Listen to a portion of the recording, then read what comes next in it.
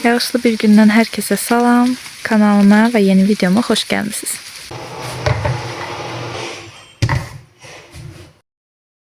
Səhər bir neçə rutin işi bitirdikdən sonra keçdik yemək hazırlığına. Düzdür, biz də adətən yeməyi qaynanam hazırlayır. Belə yüngül yeməklər olanda mən hazırlayıram. İndi o uşağın yanındaydı. Mən də dedim ki, elə kartuşkaları soyum, qızardım çünki kartof qızartmaq bildiyimiz kimi çox asan yeməkdir.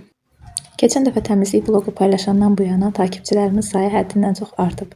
Artıq bu vlogu paylaşanda bəlkə də 500 olacaq. Əslində sırf maraq üçün paylaşdığım bu videoların belə maraq və sevgi görməsi məni çox sevindirir. Hər birinizə çox təşəkkür edirəm. Yaxşı ki varsınız. Əslində videoları daha uzun çəkmək istəyirəm, ancaq hələ ki bütün günü evdəyəm, nə işə başlamamışam, nə də bir yerə getmirəm. Ona görə elə ancaq evin içərisində gündəlik ev işləri ilə məşğul oluram. Düşünürəm ki, bütün gün bunları çəkib qoymaq da maraqsız olar.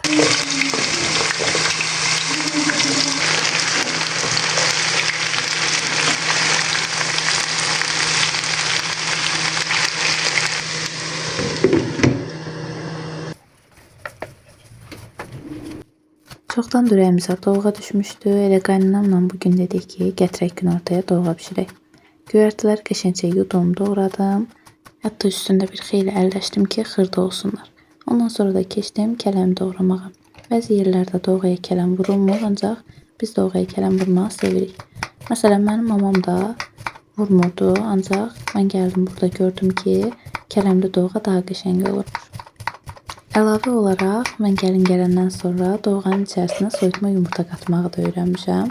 Bəzilərinizə bu çox qeyri-adi və yaxud da xoş gəlməyə bilər. Ancaq inanın ki, çox dadlı olur. İlk dəfə mən də görəndə düşünməmişdim ki, bu qədər dadlı ola bilər. Soyutma yumurtanı dovğanın içərisinə qatıb yeyəndə mükəmməl bir dad yaranırmış. Ona görə də biz dovğa bişirəndə çox vaxt yanında soyutma yumurta da bişiririk ki, dovğanın içərisinə qatıb eləcə yeyək. Qeyri-adi səslənə bilər, amma məncə bunu yoxlamağa dəyər.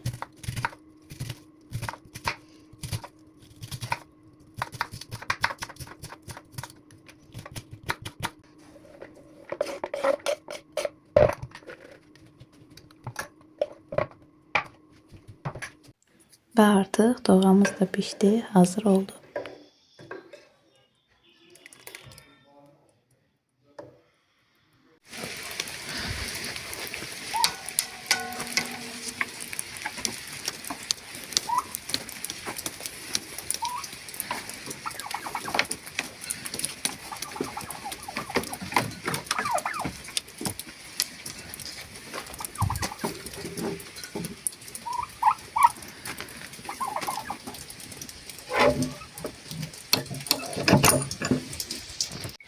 Gedək yeni də bağlayaq.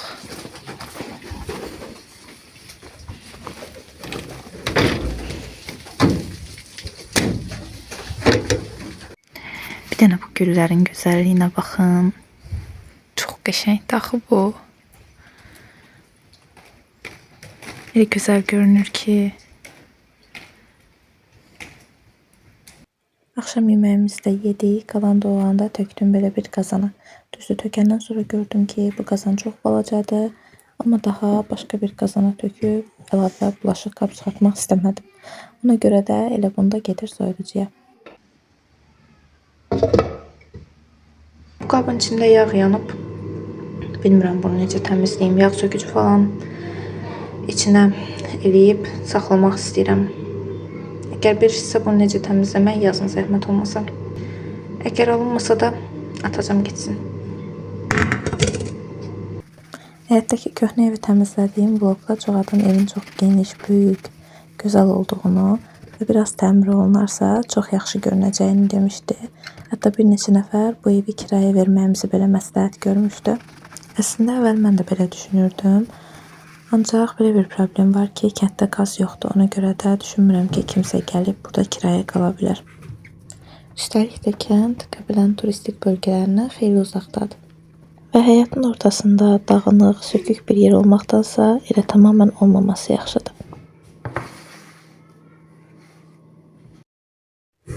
Gündüz çörək də bişirmişdik. Çörəklərin yumuşaq qalması üçün adətən onları ortadan 2 yerə bölüb soyuducunun buzluğuna qoyuruq. Belə olanda soyuducudan çıxardanda buzu açılır və təzə bişmiş kimi olur. Həm yumuşaq olur, həm də dadında hər hansı bir dəyişiklik olmur.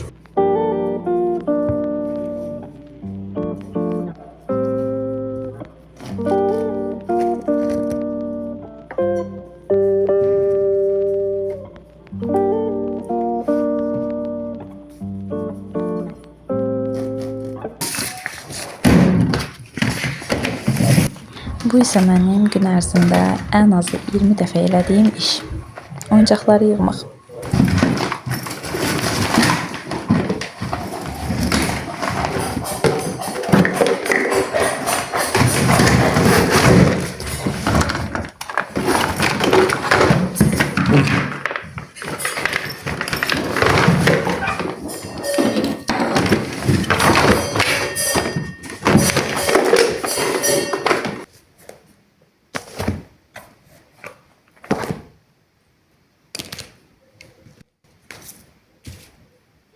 Videomu sona qədər izləyən hər kəsə təşəkkür edirəm. Əgər bəyəndinizsə, bəyəni atmağı, yorum yazmağı və kanalıma abunə olmağı unutmayın. Hələlik.